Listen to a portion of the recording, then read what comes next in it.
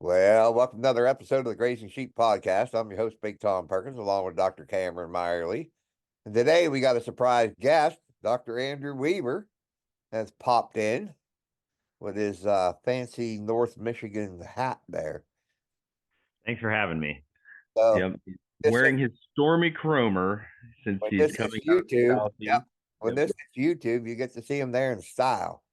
Yeah. Yeah. He popped up to Ohio. We've got the big solar eclipse happening this weekend, and Oh yeah. we actually hit some traffic on the way up from North Carolina, and I'm pretty sure it was a combination of coming home from spring break vacations and eclipse enthusiasts like himself. Yeah, I'm gonna go out and stand in the driveway with my welder's helmet on and watch it. The last eclipse we had, I think it was just a partial eclipse, I guess. That's what I did. I was working in the shop, and every couple of minutes I'd come out, grab my welder's helmet, and walk out, look, and go, "Huh, there it is," and then come back in and work for a while, and then go back out and look again. It'll be Yeah, I missed the interesting. last one. That everyone says that it's kind of like this eerie feeling, and the animals act differently, so it should be interesting. Yeah, we'll see what Yeah, happens.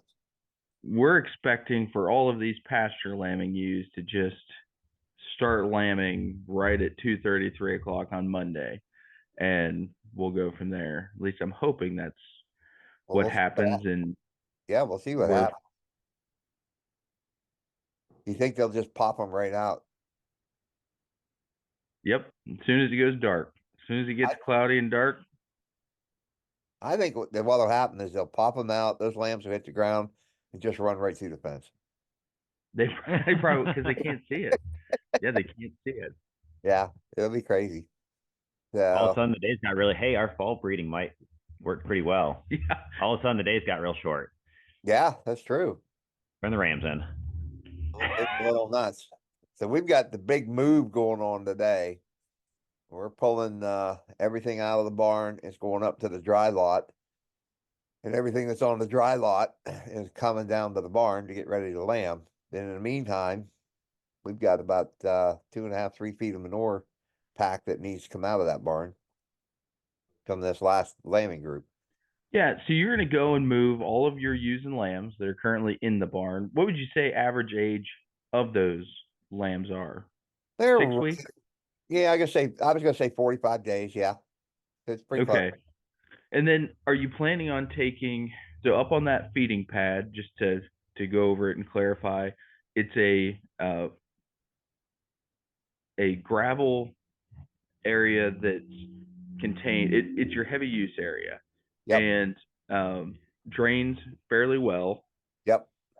and you're able to keep sheep there without getting too muddy, too messy, and it allows you some flexibility before you go to turn sheep out on grass, or if you've run out of grass out on pasture, you can bring them to that heavy use pad, that feeding pad, and supplement with some hay. Are you planning on taking one of your either Advantage or what is it, the Ultimate feeder? What The universal feeder.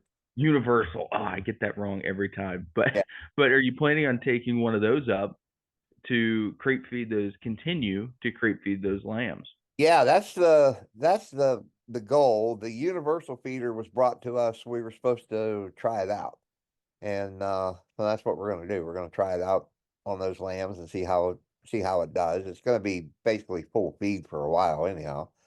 And it came with creep gates and all that. So we'll see how all that works. We stole one of the creep gates from that feeder and been using it in the barn with my homemade creep feeders. And so far, the creep gates have worked real well. But I don't think there's a lot of ultra technology there in the creep gate. Pretty standard looking creep gate. Right. Right. And are your plans to feed creep on both sides of that universal feeder, or well, you're going to have to because there's not a center.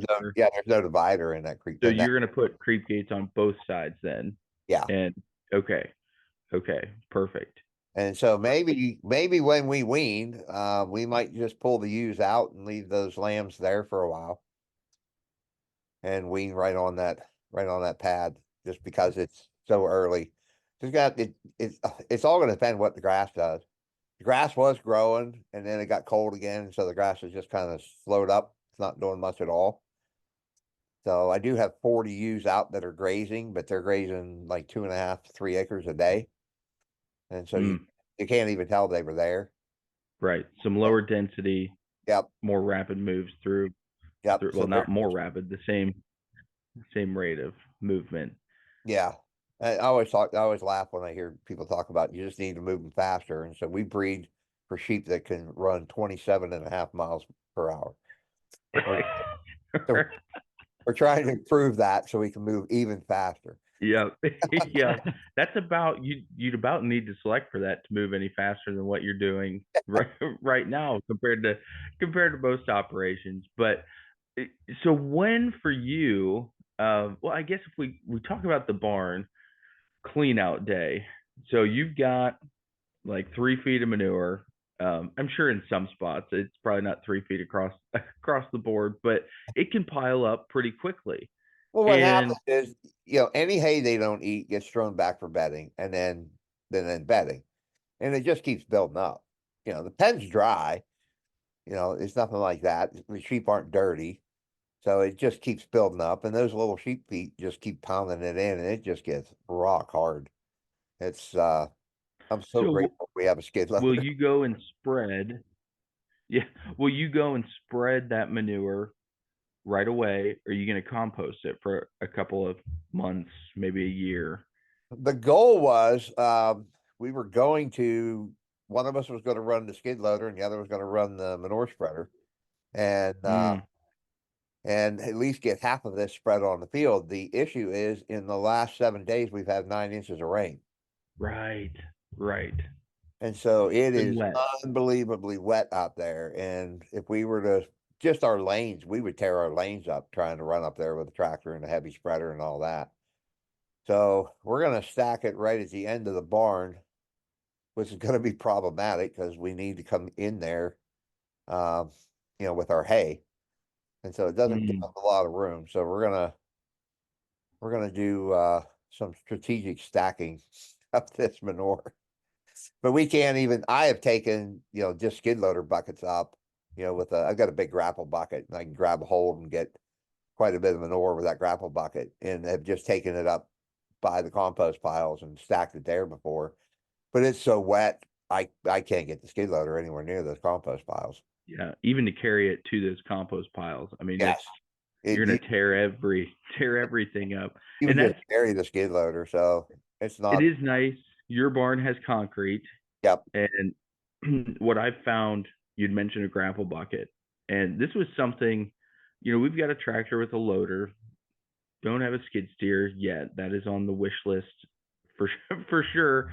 We'll see when that happens. But it was something that we started doing a number of years ago. We would just go out and lease a skid steer for a weekend yep, with a grapple bucket, and instead of messing around with a regular tractor bucket, and it, in my opinion, it was has been worth every single penny. And to your point, that grapple bucket, it's kind of fun when dad's in there watching to move gates out of the way or get the stuff along the edge of the barn, with the pitchfork to throw into your bucket every once in a while.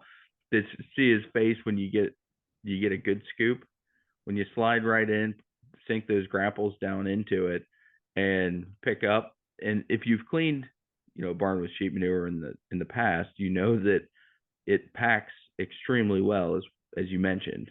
And so you end up with a bucket full, and then there's another like 2 feet on the perimeter of that bucket yep, that's just like hanging off in yep. one in one big chunk. And what we found is we cannot spread that stuff then and there, or else we'll break the manure spreader. Yeah. We'll run into some issues there. So we've got to compost it, break it down, and that seems to have worked pretty well for us. But yeah, that's a fun busy day. At least hopefully you get some sunshine. Are you planning on getting any more rain here this next week? Yeah, they're calling for rain pretty much every day next Oh, few. geez. It's just not going to dry up. I mean, Yeah, you could not walk across my yard in tennis shoes without them being thoroughly soaked soaked. That's because crazy. you just sink.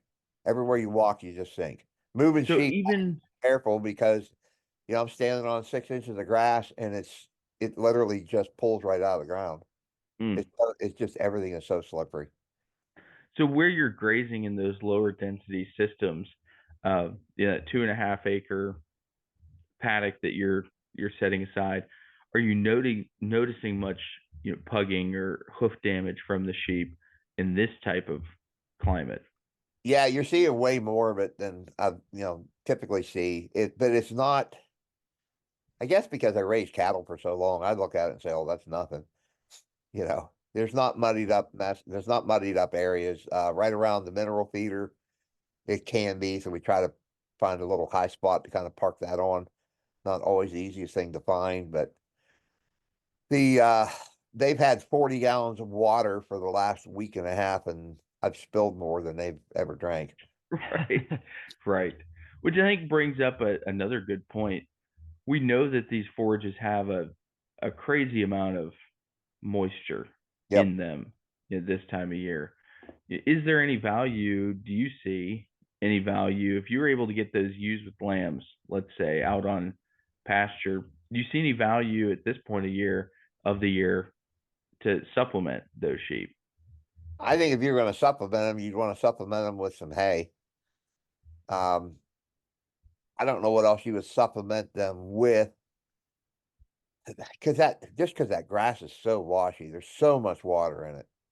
I I'd be afraid to put these ewes out right now because I don't think they could. I think they would just lose weight like crazy.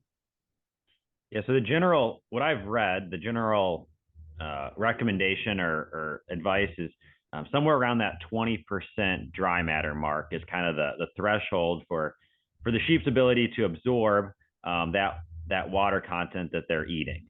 So essentially, when it becomes less than 20% dry matter, which so let's just say if it's 10% dry matter, that means 90% of what they're eating would be water.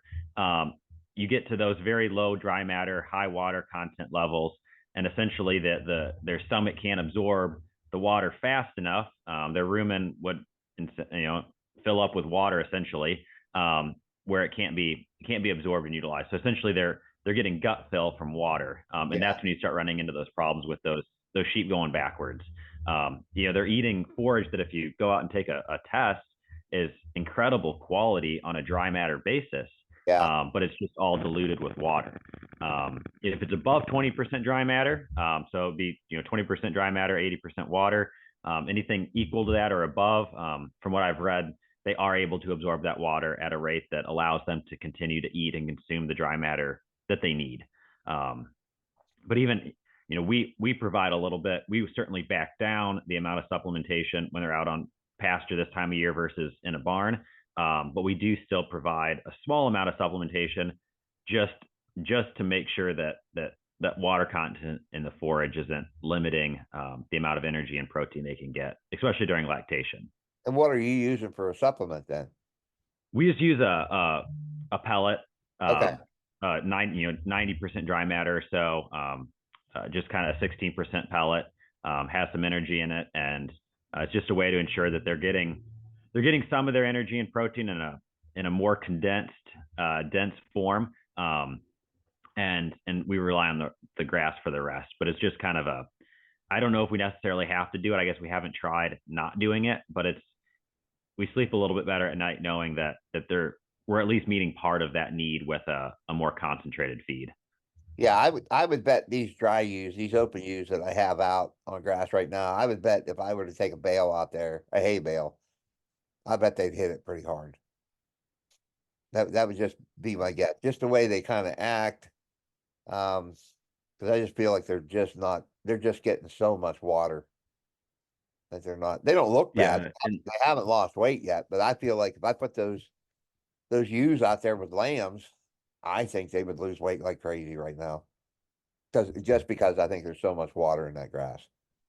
And I think we're seeing, just personally, I think we're seeing some behavior that backs some of this up. We turned the late gestation ewes out on some forage that, like you said, we've had some mild weather for March. We've seen some higher temperatures, enough rainfall to see growth, and forage was growing fantastic.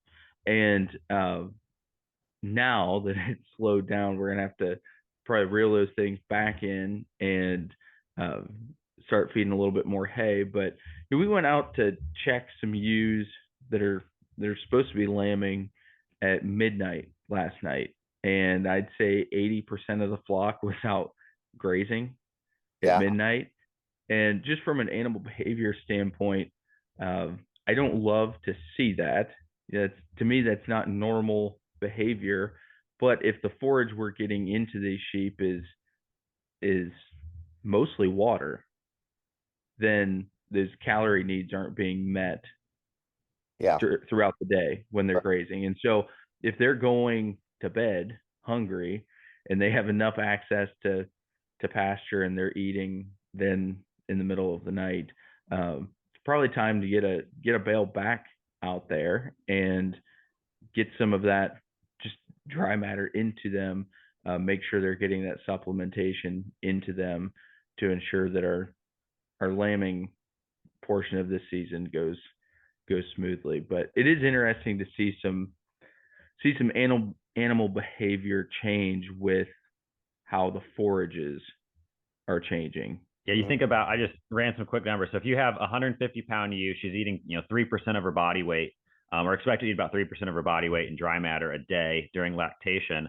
That's about 4.5 pounds of dry matter per day. Well, if that forage is only 20% dry matter, she has to actually, on an as-fed basis, so what she's actually consuming, she has to eat about 22 to 23 pounds a day. that's a lot. And so that's a lot. That's a lot.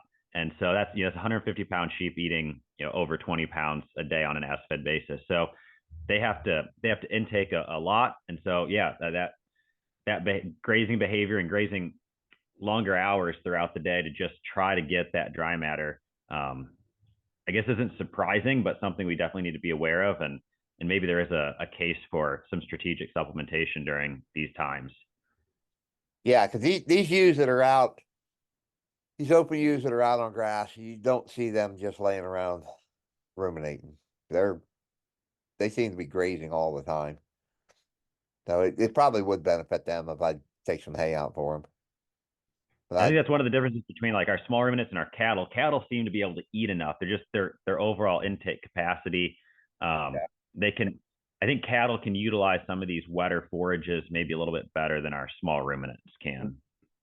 And it comes back to capacity. Mm-hmm. And it would be interesting to know as a percentage of body weight, because I know on here we've talked pretty extensively on ewe size and kind of finding efficiency in those sheep at a certain weight when we think directly back to marketing and the size of lambs that we're selling into some of those markets. But are we impacting their ability to consume forage at a rate in which they can sustain themselves? And that's what you have to look at, because I've been, that question has been brought up to me previously, and what you have to look at, well, maybe they can consume less, but their dietary, their nutrient requirements for just maintenance tend to be less because we're fueling a lower body weight than what those 180, 200-pound ewes require. Yeah. So just certainly something to think about. It was a little frustrating. You'd mentioned this kind of cold snap that we've got going on. I felt like our forage was just truck. I mean, every day I drove out there, you could tell there was growth without measuring to the naked eye. You could tell there was growth. And then the last 3 days, 5 days, I mean, it's really slowed down. And so the sheep have kind of caught back up to where that grass was before. And it's like, oh man, I really want to stop feeding hay. I'm getting so tired of it. But Yeah, because typically, you'd like to see that grass plant have 3 or 4 leaves on it before you graze it.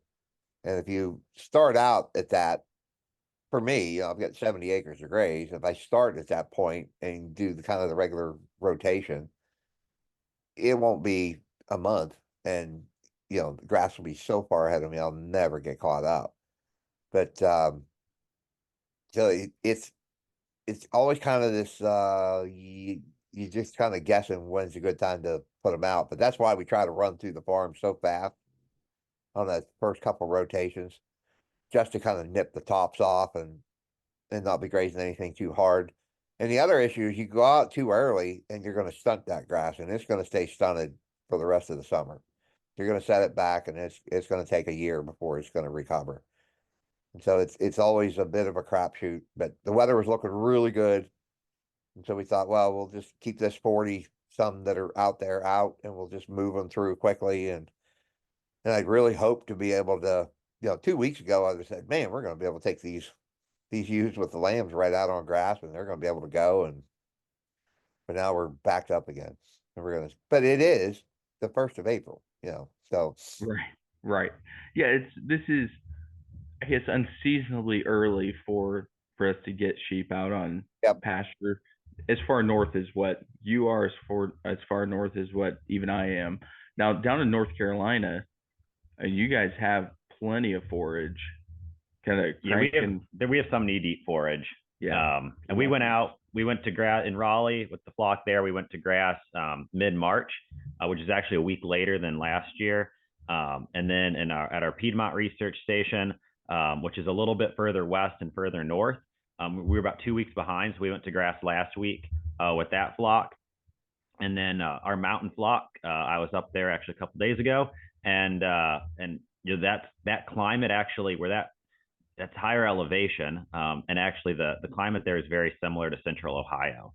So it looks a lot like it does here in Ohio, and there's still the grass is starting to take off, but it still has a little ways to go. So I'm guessing here in another 2 or 3 weeks we'll be able to start grazing more at that location. Now, here's a question. I know we had you on the podcast probably close to a year ago talking about the annual ryegrass stuff you were doing in North Carolina, along with some of the summer annual crabgrass experimentation you guys were doing. Is that something you've continued with, and have you seen some similar results from ryegrass you planted this past year? And just how are your perennial forages comparing to those annual forages that you guys have been working with? Yes, that's a great question. So last year, I was high on ryegrass. I was pretty excited about it. We planted that in October, and we were able to actually get out and start grazing. This is a year ago, 2023. We were able to actually get out and start grazing probably 2 to 3 weeks earlier than what we would have been able to do had we relied on our fescue pastures. The ryegrass came on a little bit earlier. We had some really nice establishment, and that worked really well. This past fall, so the plan was to do that again. I planted about the same time last fall, and then it stopped raining. We got one very small rain event like the day after we planted, and then it didn't really rain a whole lot again until December. And things got really dry, and we think that as a result of that drought and maybe some ground cover that we had from the crabgrass residual, maybe the seed soil contact wasn't as great. We broadcast that ryegrass. We're trying to use a relatively low input system that the average sheep producer could do without a lot of equipment. And so we did broadcast, and we took the gamble there. And we had one pasture didn't really establish well at all. And I was relatively disappointed actually with that pasture. Another pasture did establish. That pasture was a little bit more open, I guess. There wasn't quite as much residual there when we planted. That pasture did do better, but it was delayed. We actually got on the fescue about 2 weeks, 3 weeks before that ryegrass pasture. So actually, yesterday the ewes went out on that ryegrass pasture for the first time. So I guess it depends on the year, and I think the key with the annuals and the key thing to keep in mind is they can be extremely productive and very high quality when you have them, but you are very dependent on the weather for good establishment and for production in those forages. Your perennials are much lower risk. You're going to have them if you manage them well, and they're kind of the fallback that you have to have in place. So what we generally recommend is no more than 10 to 15% of your acres being annuals. So the bulk of your farm should be in perennials. That's going to be the backbone that you can always fall back to, and then those annuals can provide some really high quality forage and large volumes and bulk during those kind of key times of the year. And so it's been a learning experience, and I think it's actually, we had a great year last year, maybe not as good of a year this year, but I think that just goes to show reality when it comes to these annual forages and how they can and should be utilized, or what we can expect out of them. And it kind of brings up, Tom, you and I have gone back and forth, whether it's phone call or on here, on just discussing annual forages. And as much as we love them or love the idea of them, that overlooking the value of that perennial pasture stand, Yep. It would be hard to look solely at the annuals for dependent forage production every year, because we have these weather events that we know can impact germination, seedling vigor, overall productivity of that annual. So that was just a fun example that when Andrew had mentioned this, and even went a step further of, if you're going to spend the money in the annual planning of those annual forage species, maybe taking a look at going through and establishing those novel endophyte fescues, so that you're kind of hitting it in the middle of, maybe we're delaying some productivity on that fescue to get onto that in the spring, and maybe reducing some productivity in the summer months, but we know it's going to be there every year. And that's specific to North Carolina and some of those southeastern regions. But I thought a really nice example of just looking at a different production system, and a production system that's seen both success, a lot of success, like really good success with that annual ryegrass, and in terms of productivity and nutrient value. Like that stuff was phenomenal. It tested upper 70s on TDN, 15, 16 on protein. So some really high quality stuff. I think if you can no-till, drill it in, I think that does maybe take away a little bit of the risk. You can guarantee that seed soil contact, and had we done that this past year with the drought, maybe we want ground cover. Obviously, that's one of our principles of soil health. So having some of that residual there from the summer annual could be beneficial, and just keeping the soil covered and holding in some of that moisture. If we could have drilled down through that and gotten the seed down directly to the soil, maybe we would have had a little bit better success than what we did this past year. So I think that's one thing we've kind of learned, and we may try doing that more in the future. And I think we're going to try some more diverse mixes too. So actually, our stand this year, it was largely ryegrass. We actually used the Southern Broadcaster mix, and so that mix has some turnips in it, and some crimson clover. So it's a little bit more diverse. We had done essentially crabgrass, ryegrass rotation, and I was getting a little bit concerned with we haven't been applying any nitrogen, no fertilizer, no compost, nothing. And so having grass on grass on grass, and even with intensive grazing, I just thought that it might be time to get some nitrogen fixing plants in there, and add more diversity to that stand to make sure that that's sustainable long term. Yeah, I would think that would make sense. We always try to include some kind of a legume in there.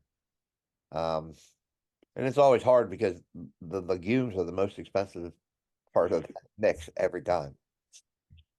Everything is based on the price of protein. Nobody admits this, but I swear that's what it is.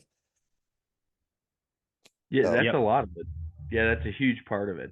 But I'm excited. We're going to try some more diverse summer annuals this year as well. So I'll have to fill you all in when we get some results back on that here later this year. Yeah, it'd be exciting to know. So speaking of later this year, what's some of the upcoming events going on? well, I'm glad you asked, Tom. There's a lot going on this summer, this spring, summer, and certainly plan to be in attendance for most of it.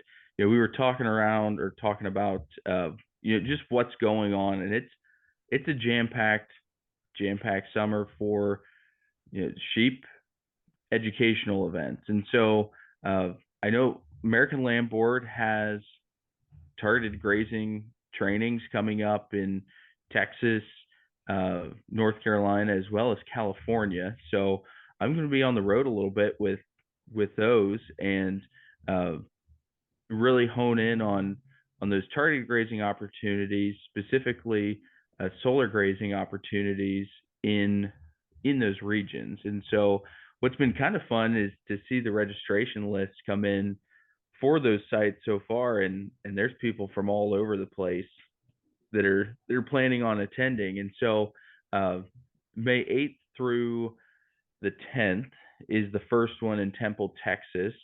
May 20th through the 22nd is uh, the Roxborough, North Carolina event. And then July 15th through the 17th is going to be in Hopland, California. And so if you've got the time and want to learn about targeted grazing, want to learn about solar grazing, certainly would love to see people there. And I'm really excited both to present and learn a lot of information and to see a lot of people that have been doing this for a long time get in and present their expertise. That's been exciting. So where can folks find registration for those? Yeah, so that's on the Land Board website, and you can also probably find it on social media through some of those flyers. And that registration is pretty easy to navigate through. I think cost for registration is around $200, which for an educational event is substantial. I understand that's an investment, but when we look at other certified solar grazing education opportunities, it looks to be very affordable. So again, I'm excited to be a part of that and have a just main focus on that here as of late. That part's been a little stressful, getting everything off the ground and running, but yeah, excited to work through that. And then Eastern Alliance for Production Katahdins has their annual symposium here in July, and that's July 12th and 13th. There's going to be some events that Friday evening, and then a chock full day that Saturday during the day, and then that sale will be online, but a sheep will be present in Tennessee. Cookeville, Tennessee. Cookeville, Tennessee. Yep. Central Tennessee, they're a really great location that's relatively close to or central to, I think, a lot of the hair sheep producers across the U.S. or in the southeastern U.S. especially. Yep. Another event I'll just give a quick shout out for would be the Center of the Nation NSIP sale. There's an educational program on the 26th, July 26th. Then they'll have the sale on the 27th. Another great program, especially if you live in the Midwestern region. An awesome event that we get. There's a big crowd from all over the country. Really enjoy going out there every year, and so that's another fun one. And the Katahdin Expo will be coming up in Mexico, Missouri. There in early August, August 1st through the 3rd will be the expo this year. And so those aren't certainly the only events taking place, but maybe those are some of the ones that we're planning on attending or have been a part of in the past. So I wanted to give a quick shout out for those and maybe something you want to put on your calendar for this summer. Yeah, I plan on going to some of those. If I can get in somebody's ride along program, so I don't have to do all the driving. Because I'm old, I'm gonna go 30. Yeah, there are some of those. That's what I said. I'm old. Some of those programs are a little bit of a drive, but it's an adventure. Yeah, when you only drive 35 miles an hour, it's it takes a long time to get there. It takes a while. All I can say is we were driving a little faster than 35 on the way to Spencer, Iowa last summer. Yeah, I would imagine. So, well, listen, we want to thank everybody for listening to another episode of the Grazing Sheep podcast. And we thank Dr. Andrew Weaver for hopping on again today. And so there's a Facebook page you can get on there, the Grazing Sheep podcast. There's a YouTube channel, the Grazing Sheep podcast YouTube channel, I guess it's called. And so you can leave some questions and comments there. You can reach out to me at bigtomperkins@gmail.com. So it's been good catching up with you guys. And I've got a big day ahead of me, getting everything cleaned out and switched around and rebedded and going again. So it's good talking to you guys. We'll Well, catch up. good luck, and we will talk to you soon. All Thanks right. again for having me. Yep. All right. Bye.